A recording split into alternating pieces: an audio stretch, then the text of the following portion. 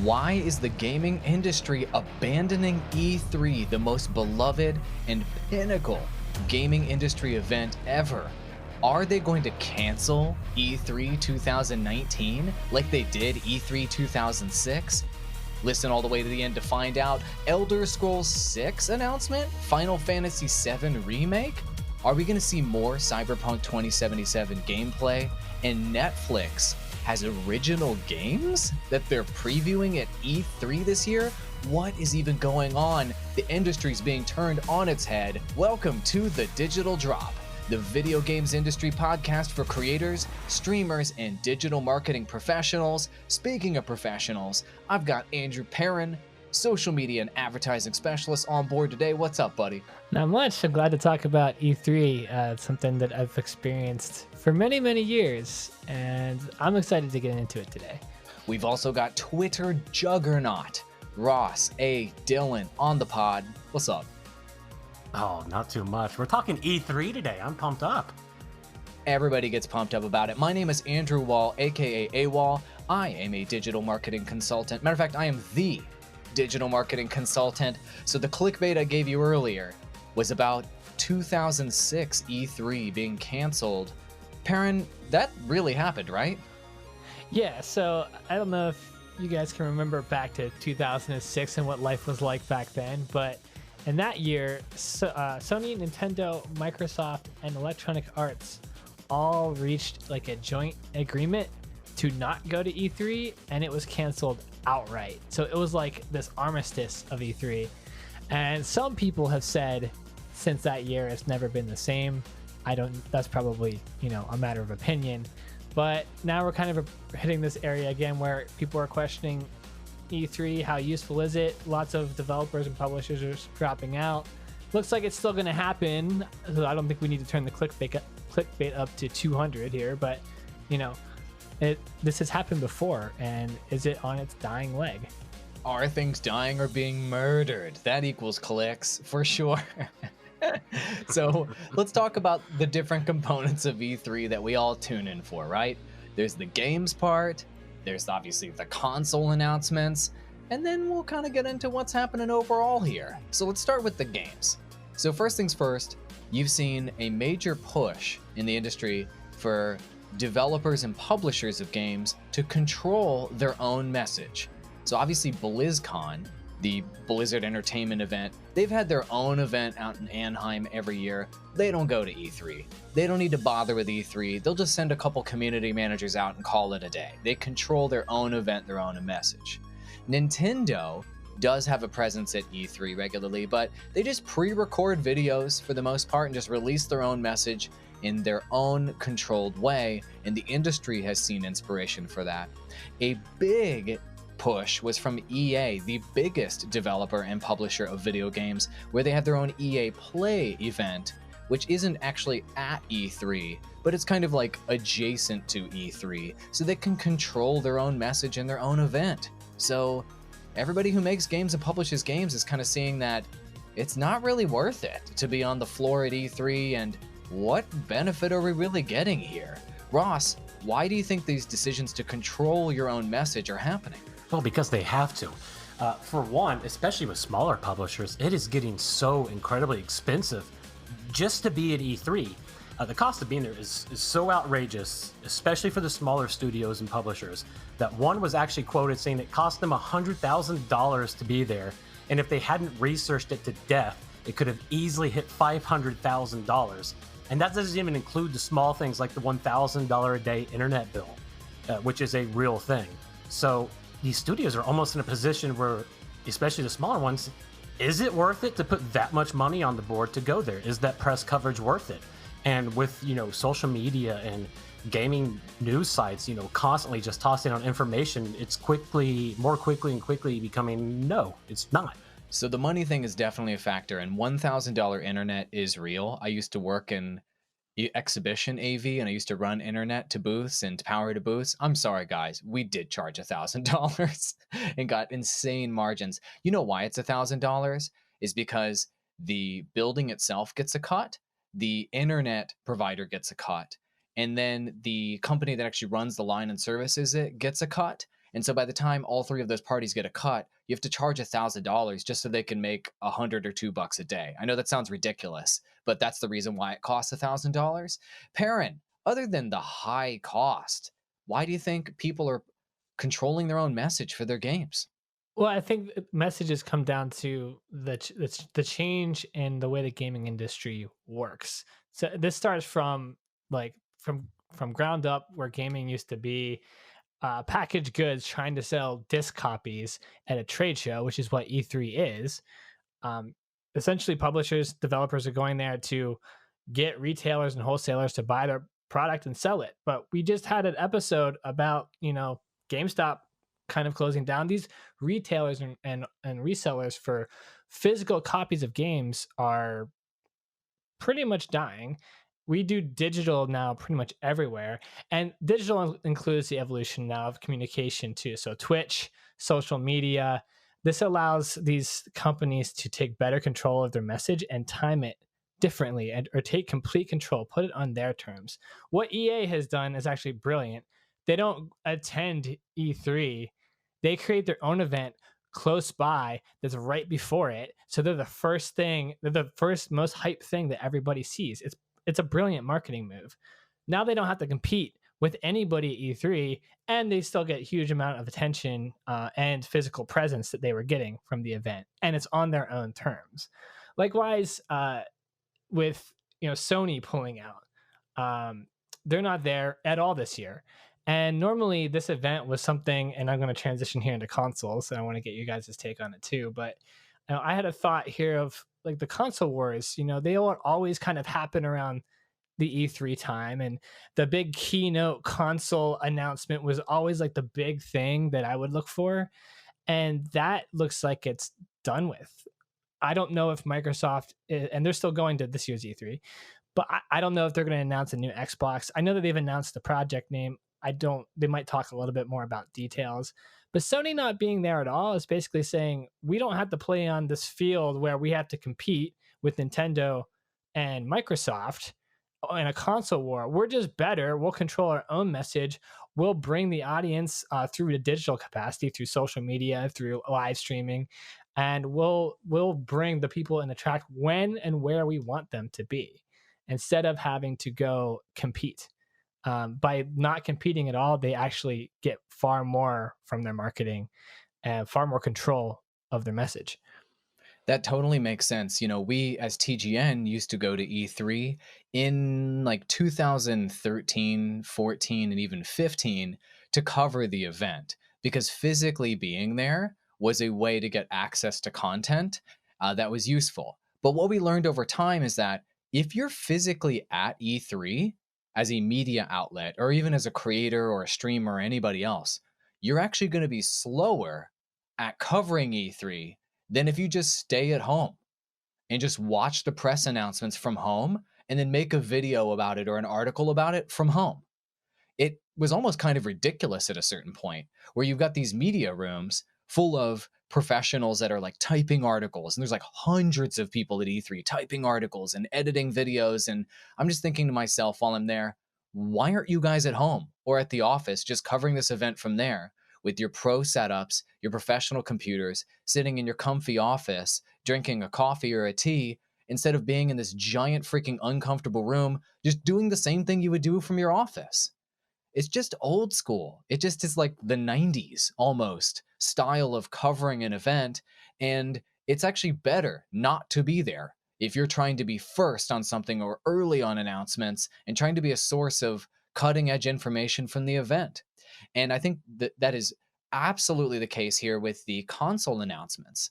It doesn't matter if Sony announces this from in front of a hot dog stand or if they do it at a $2 million keynote at E3.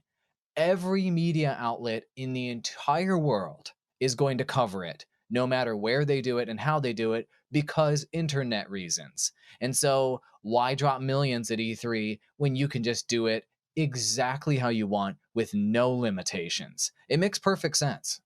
Are we going to actually see console announcements this year? Ross, what's your opinion? Are we going to hear an Xbox announcement? Is Sony just going to go totally rogue and wait till 2020? Are we going to actually see the big announcement, or is E3 just going to kind of be a dud this year? I don't know if it's necessarily going to be a dud because there's definitely going to be a lot of new things coming into it, but I don't foresee any new console announcements. However, I can see an unlikely scenario where Microsoft says, "Hey, there is no Sony this year. Let's just completely dominate the news cycle for the entire summer and at least tease it." I don't think that's going to happen, but I can see a situation where it does. So my prediction on that would be uh, maybe like 25% chance. A 25% chance is not very exciting. You know what I mean? Like, No, I'm I'm not. just wondering, I'm not I'm writing thinking home like, about it. yeah, like what big games, what big consoles, what big hardware is going to be announced at E3? If there aren't big announcements happening at E3, then really it's just a regular news cycle that just happens to have a very expensive physical event somewhere. Like as the average viewer, as the average consumer of social media and YouTube and Twitch, like who even cares that E3 is happening? It's the same as any other week. I don't know. A developer might announce something there, they might not. A publisher might give you a tease, they might not. I don't know. That happens every week at this point. The market is so saturated. Like, what reason is there to care about E3 at all? Well, for one, it's free to watch. That's one of the big things. So people get, they get to watch it exclusively as the trailers are released, and they usually get multiple trailers just lined up in a row. So I can see the appeasement to it, but big picture, you're absolutely right. And this could actually end up to, the E3 conference actually putting a price tag where people do have to watch it, and that includes media and stuff too if they were to work from home, just based on what you were saying earlier. This is kind of the main question that we're trying to answer. What is even one redeemable thing about E3? And if so, obviously, if there is one, they're going to need to kind of embody that to be able to evolve and be successful in this landscape. It is useful for, as far as I understand it, publishers and developers to go there and network, to meet other publishers, to meet press people, also for press people to network as well and get interviews, talk specifically to developers, publishers, individuals within those companies. It's a really easy way to get that direct access where otherwise it might take more work or be more challenging to do so. That seems a pretty big benefit from it. So in terms of it being like a press event, I think that would need to play up. It is this or basically the people running ET would need to play into that. Let's make this an access point, an access event for publishers and developers to get more individualized stuff out to press, to individual media entities, to journalists, etc. Instead of self-publishing. But I don't know if it's going to go that route because we just talked about how they are basically self-publishing their own media stuff and just letting all the journalists kind of go off of their press releases. So it's a tough in between. I don't know which way they would need to go to succeed, but that seems to me right now, based on how it's evolved, one of the only useful things, probably not the only, but one that I can think of at least to consider. And I would like to see E3 continue to exist, at least for that reason. I've been to PAX. I've been to PAX East many times, and for me personally, that's all PAX ever was, outside of me kind of enjoying getting to actually see the content up front and to meet other gamers there. But it was to actually meet the developers in person, meet the publishers in person, meet the people who have crafted, the game that I'm a fan of, and that was profound for me. And it's an enjoyable experience. Also, it's good for business. It's a networking opportunity. So I think that's a hugely important factor. They should totally go that route. Can you guys think of anything else like good that it would have to offer? Yeah, so the problem with that, and I agree with everything you're saying about the business benefits of physically meeting people, shaking their hand, taking them out to lunch, and all that stuff that needs to happen in order to build good relationships within the gaming industry. Unfortunately, the organizers of E3 made a big decision that that's not really what E3 is about when they decided to invite in the public. So now any Joe can buy a ticket to E3 and just go.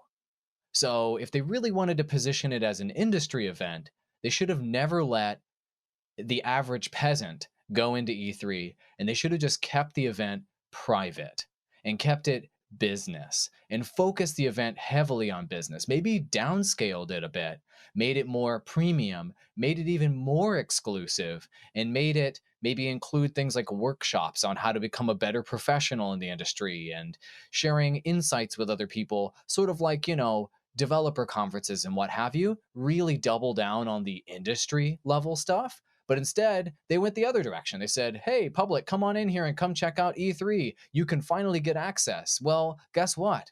You can just get access by sitting on your toilet and looking at Twitch on your phone. So who cares? It comes down to a pretty fundamental question of how do you beat the reach and the engagement of live video content when it's better at marketing than actually being there live in person? Like, that's kind of what we're dealing with here, right? Like, we're dealing with the fact that when you have it already in video form and that's where the live event is happening, there you can, as marketers, there you can take all of that data, use that to show how powerful the marketing was, instead of going there in person and trying to come up with like an intangible amount of marketing ROI that you're getting from attending that event. It just makes more sense for it to already be content.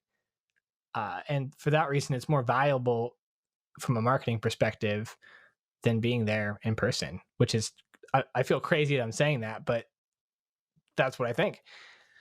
Yeah, that makes complete sense. Also, something to take into consideration, and it was actually Sony's Sean Layden who made the comment, and this was back in February when they announced that they weren't going to be there. And this is very important, why E3 is kind of diminishing and why a lot of developers and publishers actually aren't going.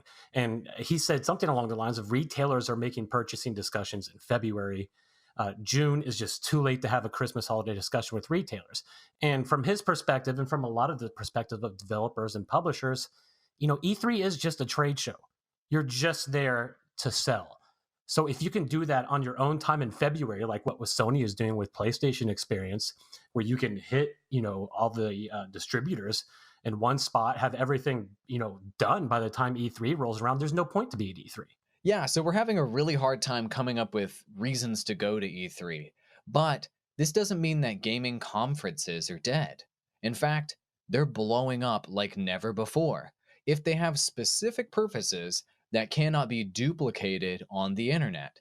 For example, the PAX events you guys talked about. PAX East, maxed out every year. PAX Prime, been maxed out every year. They launch PAX South, it's blowing the heck up. You've got TwitchCon, Minecon, every type of anime con popping up all around the United States in particular, just selling out and growing and blowing the heck up.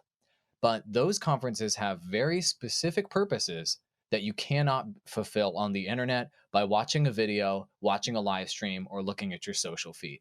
And those things include sharing culture with other people, things like cosplay, the gaming culture, nerd culture, etc., or focusing in on one platform, one subject, one thing you're a super fan of, and then going physically somewhere, once again, to share that culture with other people and to network with other people that have a similar interest. So it seems to me that the gaming conference thing is only going to blow up, but it has to become more specific and more niche to be successful. Whereas E3 is the complete opposite of that. It's the catch-all everything conference right now. And I think catch-all everything equals failure. Well, it's going to be interesting, and they're actually starting to do this year, and I'll talk a little bit about it more with my thumbs up later on. But they're starting to introduce more digital media in the forms of TV shows and movies and stuff like that. Like, for instance, Netflix is going to be at E3 this year. And as far as I know, I think they've actually got a pretty good sized presentation. So I think that's one way that E3 is looking to expand. I think it's going to become more... it's interesting that you said, a lot of the conferences are going niche and E3 is kind of doing the complete opposite. And I think it's going to even expand even more to the complete opposite and start allowing a lot more than just gaming in. Okay, cool. Maybe that can be the thing. And maybe Netflix and Amazon Prime Video and stuff will show up, and maybe Vudu will be there. I don't know. I'm hating a little bit right now. So let's move on. Take it away.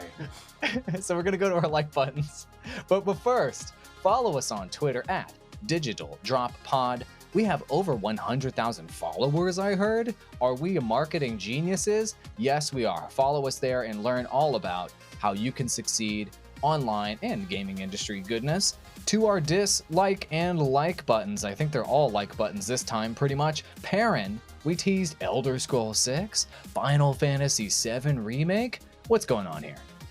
So these are just items that for E3, what I would be excited about. And unfortunately, I don't think either one of these will happen, or it's a very low chance that there will. But I would be excited for Bethesda to at least talk a little bit about the Elder Scrolls 6.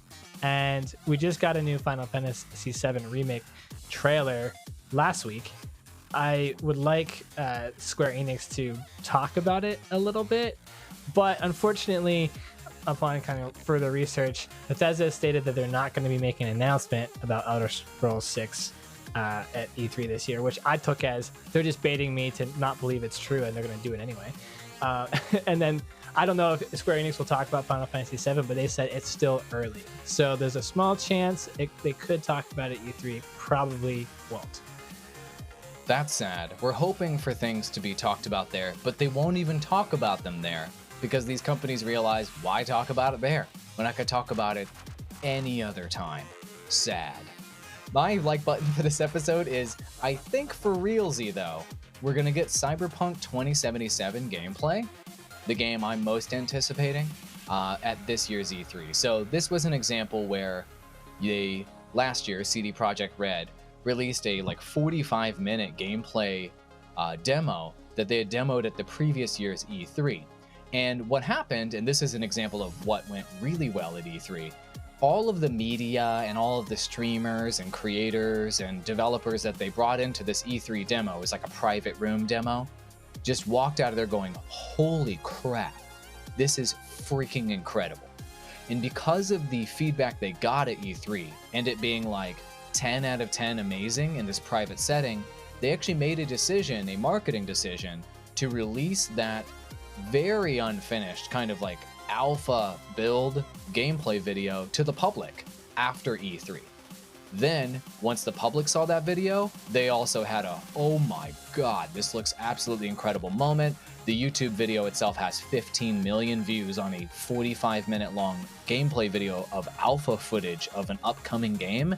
It was a really successful example of E3 being used effectively, getting feedback from the industry first, then going public with that information after E3.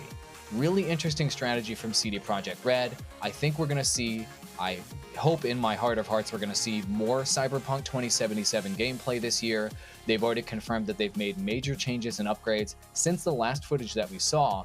And I just think if they release anything that's even close to what that initial tech alpha looked like, this is gaudy material for sure. Ross, Netflix? Huh? Yes, Netflix, huh? But real quick, just to add on to Perrin, I also am excited for Square Enix because I'm really hoping they drop some information about the Avengers project, but I have a feeling that both of us could be very disappointed by that.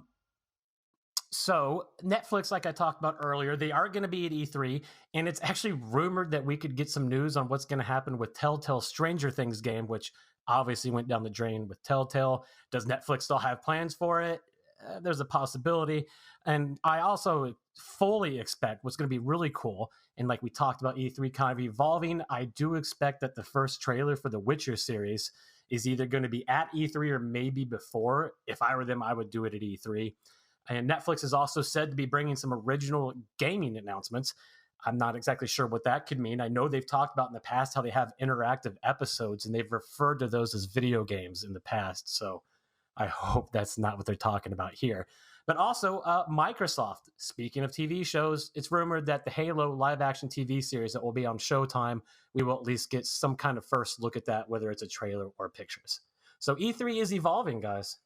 Wow. Yeah. Choose your own adventure episodes are not video games, but whatever. Maybe that's yeah, what that's E3 is going to be the industry event for video games light or the future of gaming, which is using your Apple remote to hit enter if you want to kill somebody. We laugh, Definitely. but that's probably the future of video games. Just saying. You're probably not wrong. Of course, we want you guys to reach out to us on the internet and to give us money, preferably to help you with your social media strategy, video strategy, stuff like that. We kind of like do that for a living. So, Perrin, where can people book you, dude? You can contact me on Twitter at Astral Digital, ASHRAL, or on LinkedIn, Astral, ASHRAL. Fantastic. Ross, where can people find you on the interwebs? Just go onto Twitter and send a message, a DM to @VGFGamers. Amazing. And you can find me, Awall, on Patreon, patreon.com/AwallDigital. And you can just literally book me directly there, and we can just set up an initial consultation for whatever you want. I coach anyone from 100 subscribers YouTube channel up to multi-$100 million media companies. Yay, I love it. Thank you so much for listening to the Digital Drop. Boys, Ross, Perrin, do you think that E3 is going to be as bad as we made out this year? Honest opinion. Oh no, I think it'll be fine this year. It's a lot of like doom and gloom in the gaming industry sometimes, but some of these old relics of the past have a life of their own, and I think E3 will keep on for many years somehow under its own steam. I 100% agree. It's going to be awesome. We could sit here and diss it all day, but at the end of the day, we're going to be sitting there watching the trailers and everything as they release too. I mean, how good would a podcast about E3 be if we're like just saying, I'm so excited for E3? That's boring. Nobody clicks that anymore. Thank you so much for listening, and thank you for clicking. Follow us on SoundCloud for future episodes, and if you'd like links to all of our social profiles, links to articles we reference in these episodes, all of that is only on SoundCloud because other podcasting platforms are inferior. See you in the next episode, everybody, of The Digital Drop.